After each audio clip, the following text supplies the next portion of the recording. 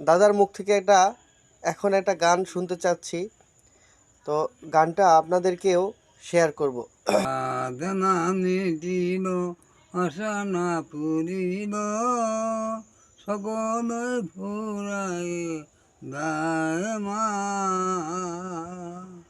এই পৃথিবীর কেউ মানো তোমার মানে না ভালোবাসে না সকল ফুরাই গায় মা